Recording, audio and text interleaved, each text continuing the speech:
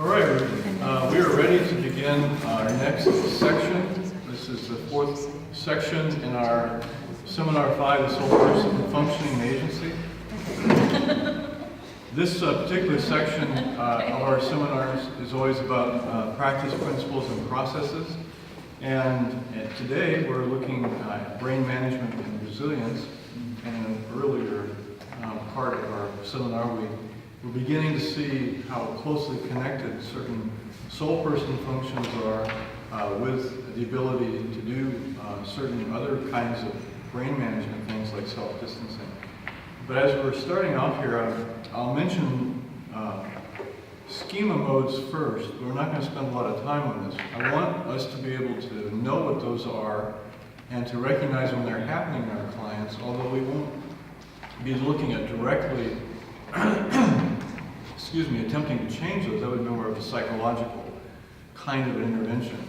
But modes are related to changes that happen in our responses to situations that really show that we can have part in our brain function or personality, we can have sort of separated types of ways of responding, and those are called modes or schema modes. And those are not necessarily really well integrated with each other, but there can also be healthy modes or ways of responding to situations. So we have from the material that I've quoted here, goes back to Jeffrey Young and of course others who have written about modes, that there can be three types of dysfunctional modes, one being dysfunctional child modes, another one being dysfunctional parent modes, dysfunctional coping modes. But they also talk about there being healthy modes. Now, sometimes our clients will experience this as just a mood change, that from within a session or meeting, or from one meeting to the next, they seem to have had something happen that has affected their mood. They, not necessarily just their emotions, I'm talking about they seem to just kind of be in a different place, mood-wise. But we will particularly notice it more intensely with some people, that they'll seem to slip into having a really negative, intense emotional reaction, and maybe rage or sadness or a sense of abandonment. And we go, oh, where did that come from? And we realize that because of their life experiences, and probably a lot of that because of early development, they sort of segmented off a part of themselves that responds to triggers.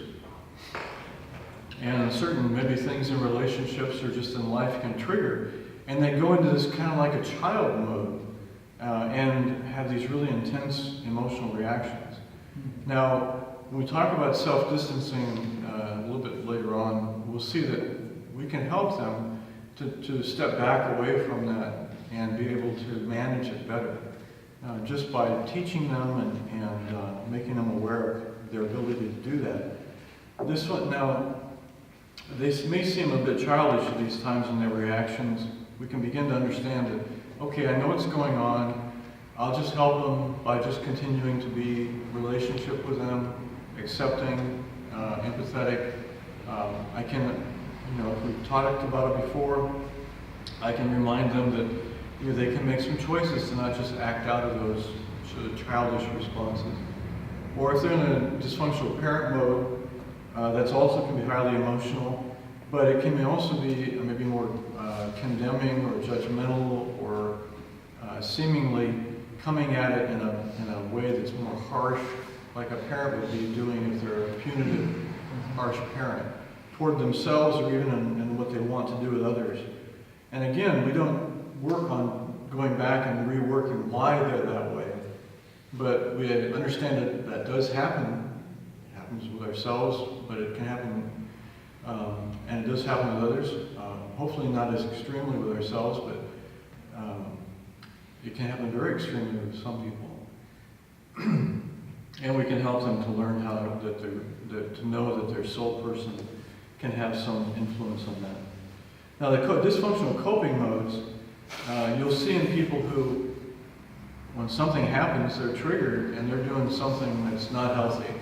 Going out and getting drunk, maybe, taking off on a trip and going someplace, as we've had experience with some of the folks you work with doing, but avoiding, or maybe even just kind of giving up and surrendering to whatever's going on, or even sometimes overcompensating by appearing to be much more effective or have much more ability than they're really capable of, as a way to defend against having to admit that something's really bothering them and they need to work through it. But most clearly you see it, when people are just making bad choices about how to handle a difficult situation. Doing things that just totally don't help. Again, like using drugs or alcohol would be examples of it. So is that different to unmanageable wisdom? That would be part of the unmanageableness, wouldn't it? Yeah, so that's a good connection if you're thinking about the life in process worksheets. When do people's lives become unmanageable? Something triggers them, and then they're not able to get themselves sort of stabilized with it. They expend a lot of energy about it, and they may even divert off into doing things that are just unhealthy as a response to it. Yeah. That's right, this has a good connection. Of course, we have to realize that everybody hopefully has some measure of health. There are some good things in their life, and we can help them to tap into that, to cope with life. So any comments about that before we move on? I just want to introduce that and have an opportunity to read it. I'd just like to make a comment through some of our supervision. When people go into the mode that becomes an addictive situation, it's going to be much harder for their soul person to overcome that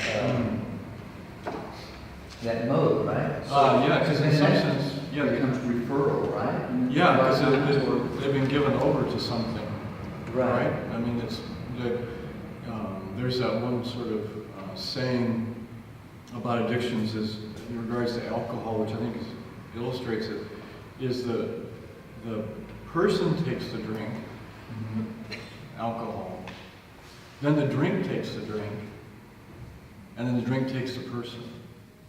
In other words, in giving oneself over, and then in some sense losing control, obviously in the end really losing control over a particular addictive behavior, the person may begin by taking that drink, and that's really their choice.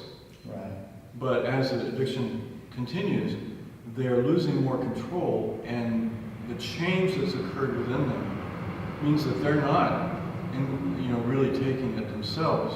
Now they're under the influence of that addictive substance that's drawing them to take more of it, to the point where not only is it causing them to have trouble controlling how much, for instance, they're drinking, they keep drinking large quantities, but now they are without the ability to stop. In other words, the drink takes the person, if we're talking about alcoholism. And without help, in some way, they will not be able to come back from that. Right. There's a really sad, homeless kind of person in our neighborhood over here, and he's been deteriorating, you can see physically, over the last couple of years more and more. And he doesn't necessarily want food, or he wants money, and so you see him buying alcohol.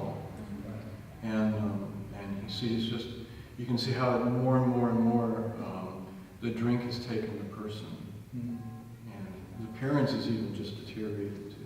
Does that fit what you're saying? Yeah, it's just that whole mode thing. When we meet with clients and we see them go into like a mode that's dysfunctional, I'm just noticing how difficult it is to get past some of the denial part of that. Yeah, and so you have to make the decision, is this helping or And do I need to refer this person? Right. Do I need to refer the person and let go of ever meeting with them, or do I need to refer them and then offer to keep meeting with them? Right. And there are different reasons why one would do one or the other. If it's a very severe addiction, they may not benefit at all from the life mentoring, coaching, or the character mentoring, because they're in such a condition. Just like when somebody is actively psychotic, they're probably not going to be able to benefit right then from the character mentoring. But at the right time, it can again be supportive. But people can be so darkened by those things that they do need to have another level, a higher level therapeutically of intervention. Can I ask a question? Yeah. Does it all come down to choice and the presence of the presence of flesh and not being fully redeemed? If we come back a little ways up, away from someone who's in an addiction to more of a regular life coaching, where the modes are clearly seen, but why?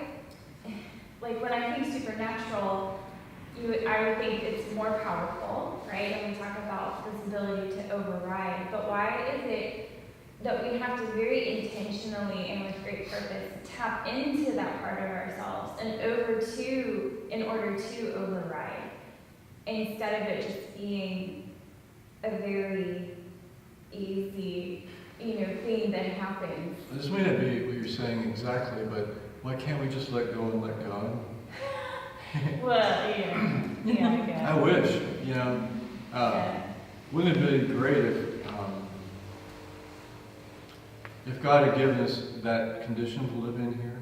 Yeah. Um, I mean, we even see Paul, which I think we've talked about before, the being torn. I do what I don't want to do, what I don't want to do, I do. Yeah. And if we're aware of the Spirit, if we're aware of these things, why is it not louder than the anxiety or the depression or the worry or the negative self-talk? Yeah, I think what you're saying too is it comes back to what have we been promised in this life. Yeah. Have we been promised, for instance, health in this life? And some groups will promise things that are beyond what the Bible is telling us in salvation is really being promised. Yeah. Wealth or health or things like that. And the reason why it's attractive is the very reason what you're describing, is that wouldn't it be great if we weren't in the kind of condition, God didn't leave us in the kind of condition that we're in. Yeah. And wouldn't it be great if there was something more automatic that just takes over?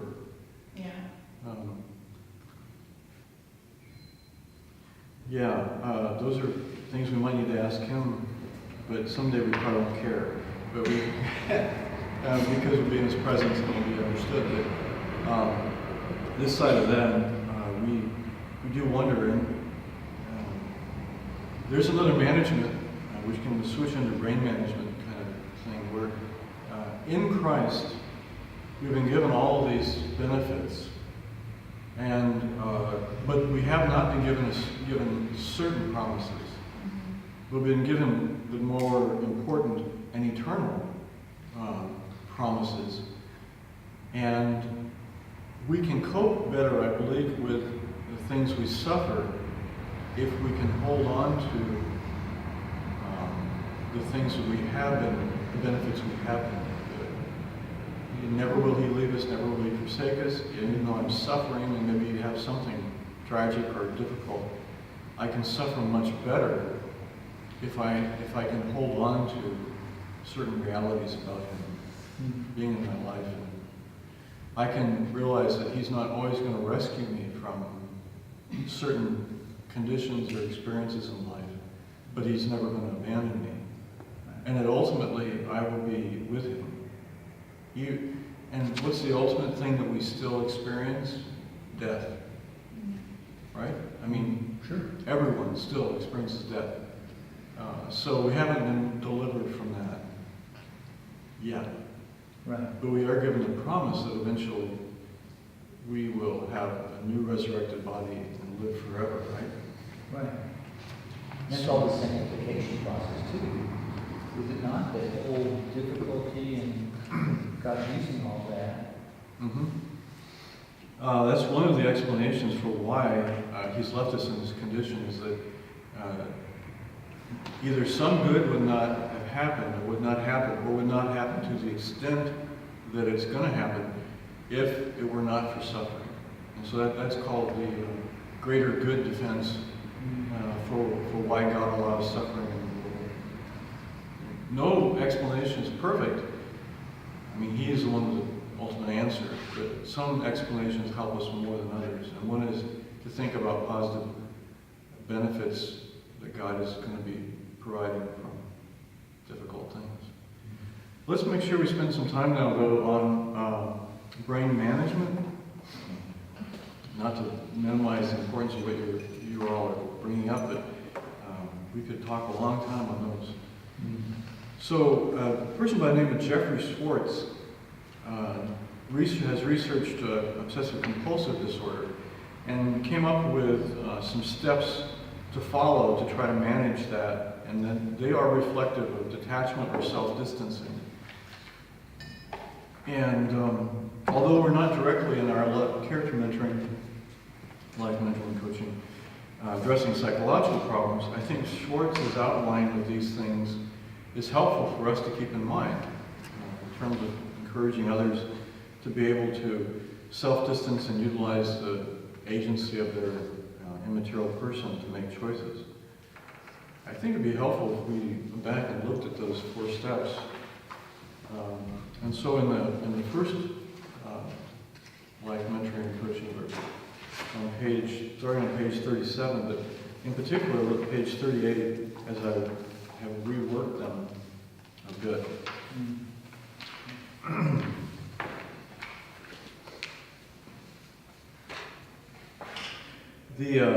The steps are not denying that the person is getting something negative going on in their brain, but it's just not being given over to just staying in that kind of experience of the situation and feelings.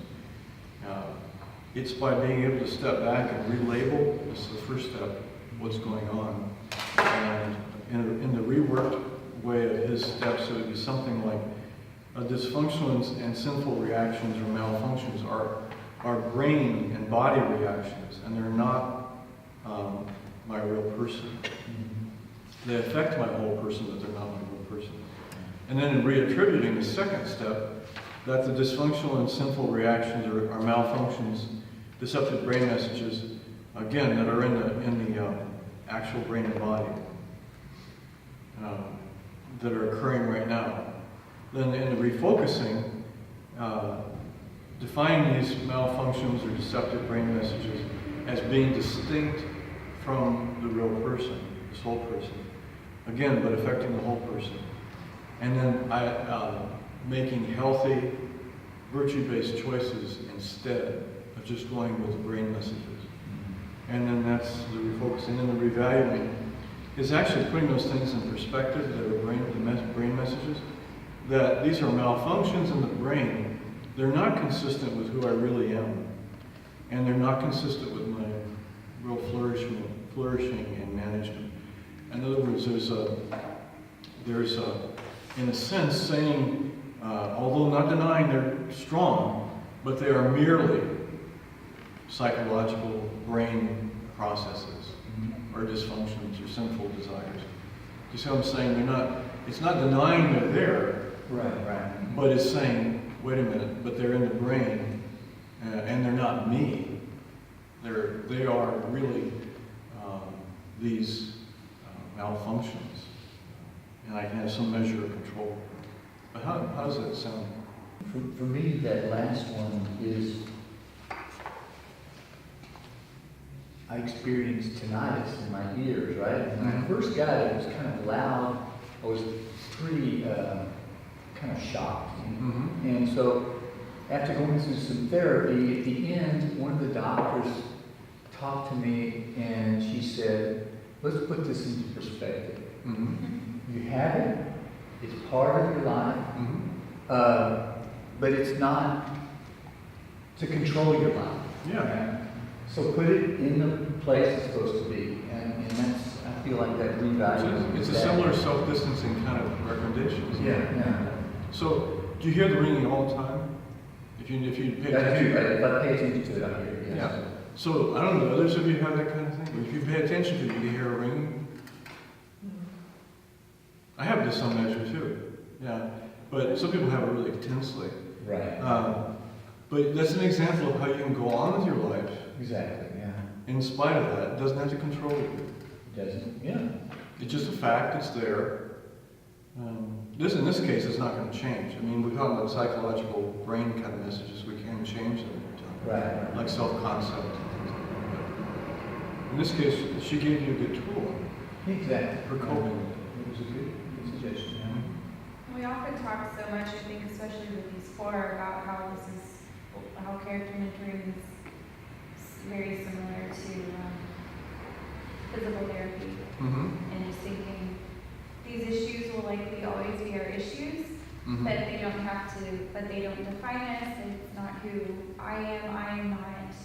It helps so much, and I've watched it help others when they can do this full, it's not me, it's just my brain. Mm-hmm. And they view their brain much, maybe even literally smaller than it seems. Yeah, and that's powerful. Yeah. Mm-hmm. It's like a physical representation of it was this way, but if I distance myself from that, now it's this way. Mm-hmm. And it's just, it just kind of has a few issues. And but Mm-hmm. same as like blowing on a shoulder or something. Yeah, yeah. It won't always be the same, but you can keep going. Right.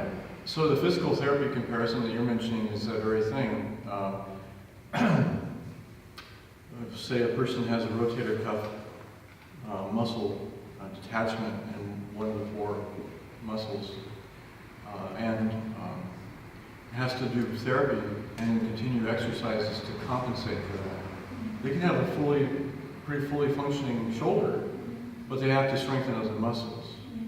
And so that's the kind of comparison that we can do things, even if there's something like the tinnitus, that can be done to live with it and to not let it control. Because it's just a thing that's there, but we can go on with our lives. Yeah, so the difficulty, of course, as I was mentioning earlier, to give another comparison, is that people who live in this people who live in this experience of their situations so fully all the time and get caught up in their emotions so intensely may not have a good way of understanding what it would be like to self-distance. Mm-hmm. And so comparison would be trying to train people to learn how to do muscle relaxation. And some of you have told us too already. And that is that in doing progressive muscle relaxation training with people, going through the muscle groups, that for people who have had extended times of chronic stress and muscle tension, they don't really know what it feels like to have relaxed muscles. And so you have to have them exaggerate the muscle tension and then release it to be able to know that there is a difference between the two. And so let's say if you start working with people with their hands as the first muscle group, to be able to begin to go through this process of progressively learning how to relax. You have them clench their fist tightly and to hold that, and then to release it. They go, whoa, okay, there's a difference, but they haven't experienced it maybe in a long time because they've been carrying so much tension. Mm-hmm. Similarly, I would say that maybe one way to get people to experience the difference between being self-distanced in the soul person and caught up in the experience and emotions of the situation would be to say, think about the time when you have been the most upset by something and you couldn't get out of your mind and it was creating such intense emotional reactions. Try to get them to remember that kind of event. Now, think about a time when something happened, but you were able to think about it differently and come up with some kind of understanding of it, and it really helps you to put it all in perspective. And so that's just trying to get them to realize that they have already, hopefully, some history of being able to be in one or the other conditions. Because some people who will do this self-distancing, I think I mentioned it more naturally, other people just will not have had much experience doing it, or be able to do it on their own without some help. Is that helpful? Is that kind of comparison? How might that be helpful?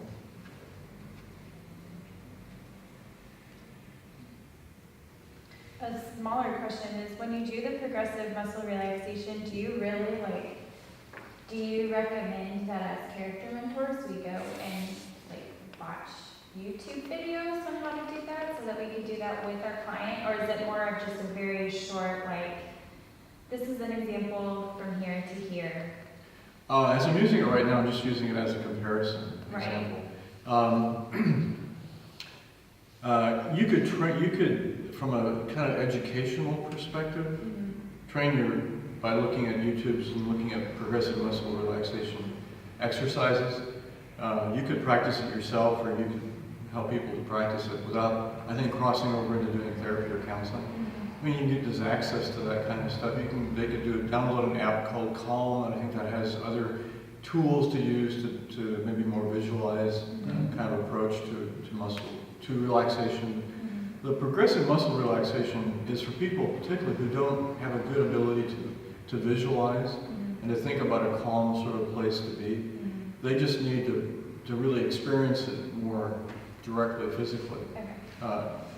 Again, you can, if it seems like a helpful thing for people, it's not necessarily a counseling or therapy thing. You can point them to resources. You can maybe show them how to do it. You're not using it for the purpose of then going into a relaxed state to process through psychological issues. You know what I'm saying? Yeah. Like, I learned medical hypnosis earlier on in my career, and it was used for glove anesthesia type techniques for people who can't use anesthetics for dental issues or other kinds of things. And also there's some benefit to use it to process issues psychologically. But I mean, you don't have to go there with this whole thing. That's not where we're headed in this material. Okay, let me see how much. Okay, we got about a little bit of time. There's So we just touched on this area of helping people to self-distance, and I just point you back to the other material in the book, and I know you've been using these things already. I wanted to mention resilience as the last thing that we talk about. But also, before we leave the self-distancing, I want to point you to, again, the Training and Practice Resources book. And this was part of the reading assignment, but just to keep in mind that the research I'm quoting is by a person by the name of Cross, and I think it's Aduk, and then Alford and Beck. You can look at that again, and that gives you some research that's been done that gives you a definition of self-distancing, and it shows you how even the research, when they set things up in the research, they'll do a similar thing to what I was just describing about thinking about a really awful experience of something and then thinking about coping with something. So even when they set up their experimental conditions, they do this kind of thing to be able to determine if one or the other methods, one is called the immersion into the experience versus the self-distancing, and then they do the research on it through their experimental groups and processes in the design of the experiment, and they come to find out that there's a significant difference in the ability of people to manage if they self-distance versus if they get caught up in the experience.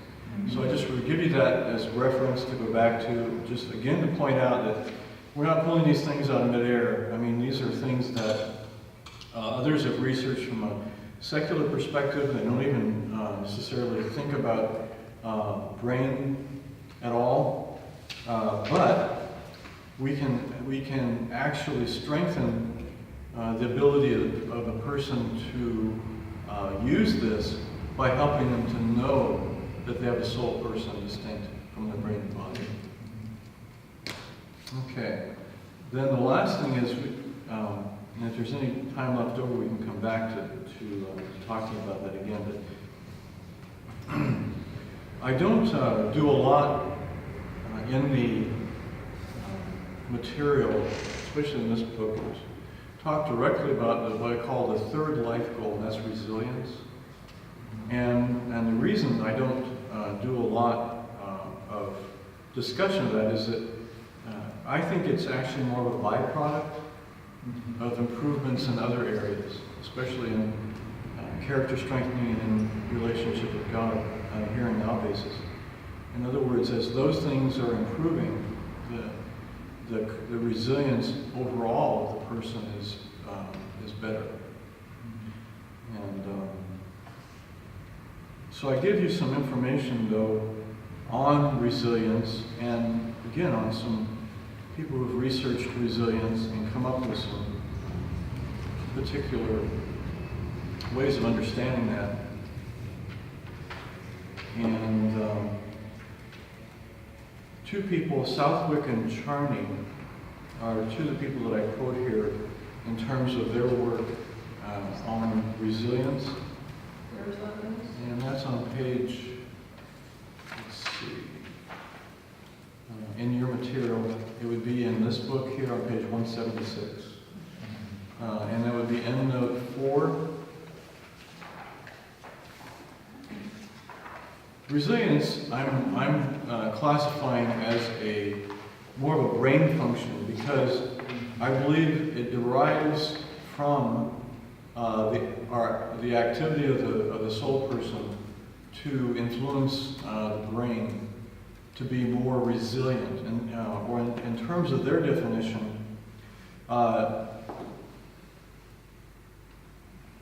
they say that the resilience of a person refers to the ability to bounce back after encountering difficulty. They quote the American Psychological Association's definition that it is the process of adapting well in the face of adversity, trauma, tragedy, threats, and even significant sources of stress, such as family and relationship problems, serious health problems, or workplace and financial stresses. The ability of the person to bounce back from or adapt well, even in the face of those kinds of situations. And they, Southwick and Charney, identified 10 coping mechanisms that they associate with this kind of resilience. In other words, the ability to effectively deal with stress and trauma. And again, these are listed on page 177 of the Training and Practice Manual. I will just mention them here, but you can go back and look at them more specifically there. But there are things like having realistic optimism. This is coming out of the research. As far as these coping mechanisms, resilience factors, realistic optimism, facing fear, moral compass, religion and spirituality, social support, resilience and resilient role models, physical fitness, brain fitness, cognitive and emotional flexibility, meaning and purpose. How does that connect with what we're doing? Right? That's a big list, right? But if we think about it, even logically, just think about what we're trying to do in helping people. We can connect those with what we already have. I believe character strengths are even very specifically related to these things. For example, the character strength of courage and their resilience factor of facing fear. Logically, that's very connected, the two, right? Or if we think of the resilience factors if you look at this model that we have of helping people change and grow, the helper, in this case the character mentor, we're saying is a resilient role model, right? It's someone who can model being able to bounce back. Sure. And the power of that relationship. Also, the character mentor is a source of social support. Okay, so now we've connected 3 of the 10 already. Then, with a person being distinct from the brain and body, and the self-distancing that can occur that we've been just talking about, I think that's has a probable advantage for improving resilience, connected with what they call brain fitness and cognitive and emotional flexibility. So we're saying that the soul person can help the brain to be more fit, can help to change the self-concept, can help to change the ability to self-distance, can help to see oneself as being more believably able to change, and that's efficacy. So I think there's a tie between the soul-based self-distancing and brain fitness, and also cognitive and emotional flexibility. By being able to pull back, the person isn't caught up or immersed so much in their emotions, and be able to pull back and be able to make some choices. And then additionally, in terms of these resilience factors and making at least logical connections, assuming people have the ability to observe their responses and make choices, and it's located primarily in the immaterial soul person, then it is the soul person who has the agency, the ability to have the determinate will to make choices that improve resilience. So thoughts about that? Tying those together like that? Makes a lot of sense. So something I think I caught from what you just said is that the life mentor or coach helps the person to distance from their situation or goal or emotional trauma as a moral support, as a role model, but also just through the talking, talking to the person, it's going to help them to distance and then be able to make a better choice. Yeah. So psychology is lacking in what's called a unified theory or unified theory. Other sciences have done a better job of having a unified theory of how they work. For instance, maybe E equals MC squared. You do a lot of reading, you do a lot of work with something that constant, right? But in psychology, there's no unified theory. I'm reading a book now that's the person's attempt for a unified theory, but it's a pretty big idea. Yeah. And one of the reasons why there's not a unified theory is maybe psychology came out of philosophy too soon. Maybe there weren't enough things thought through philosophically to even justify it, that this is an actual thing that we can do psychologically. I mean, psychology is maybe not together enough to really be used, well. So what I'm saying is you have a lot of research and it generates a lot of stuff, but it's not necessarily all pulled together. It's not, and it's gotten worse. As it moved away from guys like Freud or Adler or Frankl or others who tried to make some kind of bigger theory.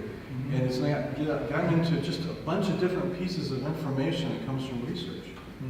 But that's all. There is value in that.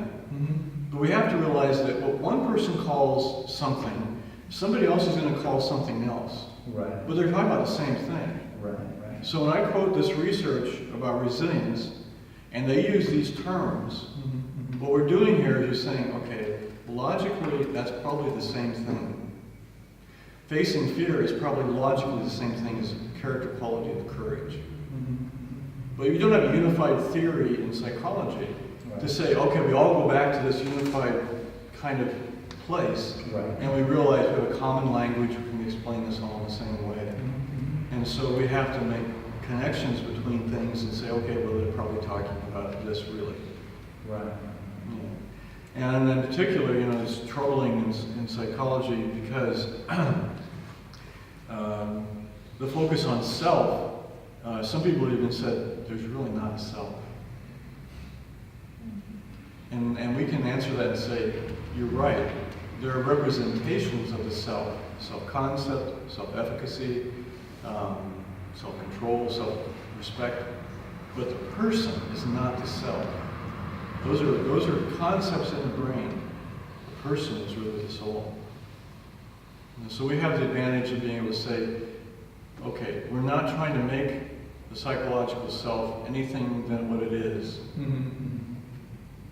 We're saying there is a person, but it's not the psychological stuff. Mm-hmm.